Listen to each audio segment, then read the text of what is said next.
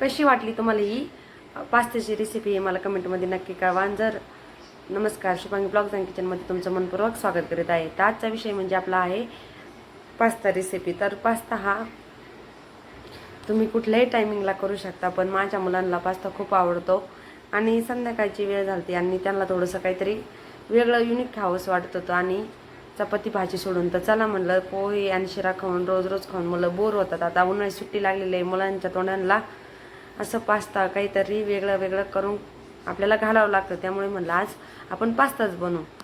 तर पास्त्यासाठी आपण काय काय घेतलेलं आहे, 2 बारीक चिरून कांदा घेतलेला आहे, टोमॅटो घेतलेला आहे, शिमला मिरची घेतलेली, लसूण घेतलेलं आहे, अद्रक नाही घातलेलं कारण छोट्या मुलांना खायचं आहे आणि तुम्हाला जर आवडत असलं तर नक्की घालवा.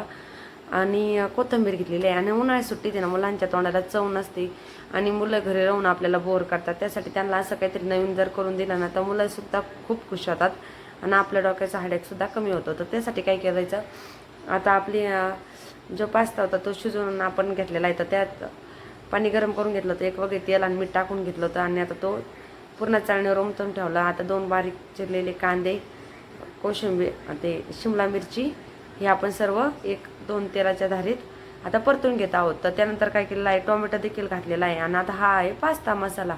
पास्ता मसाला तर घालावाच लागणार आहे कारण आपण पास्ताच बनवतो आहे ना, दुसरं कुठलंही कंटेन वापरायचं नाही ना. हे आहे टोमॅटो केचप टाकावंच लागतं बरं का. कुठलीही ग्रेव्ही नाही, कसली पेस्ट नाही, अगदी 5 मिनिटाच्या आत तयार होणारा पास्ता आहे. झटपट नाश्ता पण खूपच टेस्टी बरं का.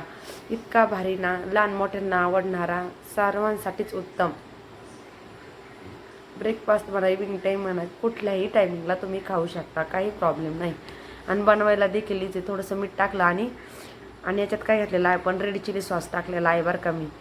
आणि बघा आता हे हलक्या हाताने परतलं नाही तर लगेच आपण काय करायचं, त्यामध्ये पास्ता घालायला सुरुवात करायची. तर पास्ता घातला की लगेच हलक्या हाताने फिरवत राहायचं, जास्त त्रास द्यायचा नाही आहे कारण पास्त्याचे तुकडे पडते ना. आपण अगोदरच शिजून घेतलेला आहे पास्ता. किती आता पास्त्याला कलर आलेला आहे, पास्ता खूप सुंदर शिजलेला आहे आणि मस्त झालेला आहे. कशी वाटली तुम्हाला ही पास्त्याची रेसिपी मला कमेंटमध्ये नक्की कळवा. आणि कसा झाला आहे आपला पास्ता, तुम्ही कधी बनवला आहे का ना. हिरवीगार कोथिंबीर वरनं घातली तर वा वा वा, मस्त तोंडाला पाणी सुटले की नाही. बघा किती छान आपला पास्ता तयार झालेला आहे. तर हा व्हिडिओ जर तुम्हाला आवडला तर लाईक करा, शेअर करा, कमेंट करा आणि हा व्हिडिओ बघून तुम्ही नक्की पास्त्याची रेसिपी नक्की बनवा. किती इझी रेसिपी आहे, तुम्हाला दाखवलेली आहे, खूप सोपी आणि साधी आहे आणि मराठीमधून आहे.